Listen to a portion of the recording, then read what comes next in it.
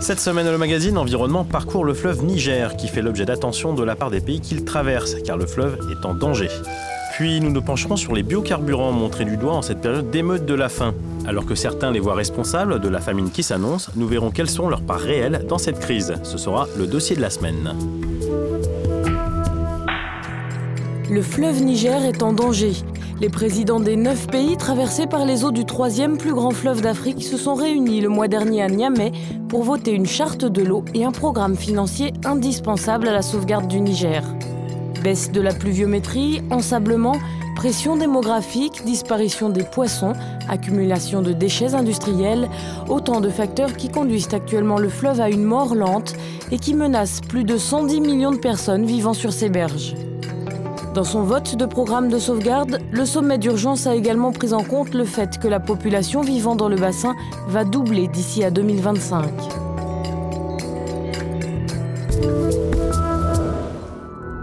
Un tsunami silencieux.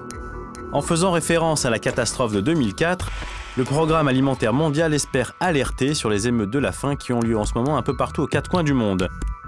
Les raisons de cette crise alimentaire sont multiples. Changement climatique, réalité démographique, prix de l'énergie, évolution des comportements alimentaires, politique d'exportation des denrées agricoles, mais aussi culture des biocarburants.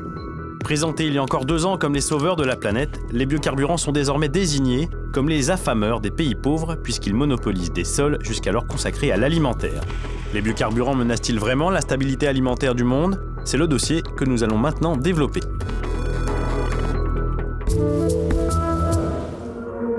Formidable parade au pétrole, le biocarburant avait pourtant tout pour plaire.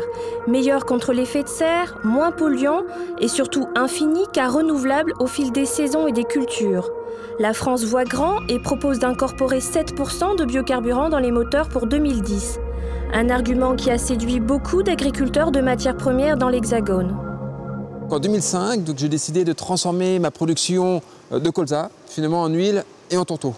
Donc huile essentiellement à destination de la carburation, donc en biocarburant, et tourteau en alimentation animale. Tout ce qui était production alimentaire, les prix n'arrêtaient pas de baisser. Donc finalement, c'était difficile pour nos agriculteurs de vivre en faisant que de l'alimentaire. Le reproche fait aux biocarburants, c'est d'enlever de la terre consacrée à l'alimentaire pour produire un substitut à l'essence qui nourrit les voitures plutôt que l'homme. 843 millions de gens souffraient l'année dernière de malnutrition chronique aggravée. Alors que l'agriculture mondiale peut à l'heure actuelle nourrir sans problème 12 milliards d'individus. Autrement dit, chaque enfant qui aujourd'hui meurt de faim est en fait assassiné. Jean Ziegler ne mâche pas ses mots quand il dénonce la faim dans le monde. Et dans cette crise alimentaire, il fustige les biocarburants. On va dire qu'en 2005, c'était tout beau, tout rose. Les biocarburants allaient sauver la planète, ce qui était personnellement peut-être un peu trop fort, mais c'était ce qu'on entendait. Et aujourd'hui, en 2008, on est pratiquement arrivé à l'opposé. On est presque accusé d'être pollueur et finalement presque d'être affameur. Donc c'est, à mon avis, la vérité est au milieu. Pour remplir un réservoir avec 50 litres d'éthanol, il faut brûler 358 kg de maïs. Avec une telle quantité, un enfant du Mexique ou de Zambie pourrait vivre une année. Pour Jean Ziegler, le développement des biocarburants est donc un crime contre l'humanité. Nous avons une position un peu différente, qui est de dire qu'actuellement, il ne faut pas ramener le problème des biocarburants à leur stricte nécessité de production de carburant pour des transports, mais le ramener dans une problématique plus globale de besoin en bioénergie dans le monde. Cela s'appuie sur le fait qu'environ 1,6 milliard de personnes n'ont pas accès à l'électricité dans le monde et que donc elles ont nécessairement besoin des bioénergies pour notamment cuire leurs aliments et donc pour avoir une meilleure sécurité alimentaire. Pour la FAO, le procès fait aux biocarburants n'est pas justifié. Le fond du problème des pays qui souffrent de la faim est ailleurs.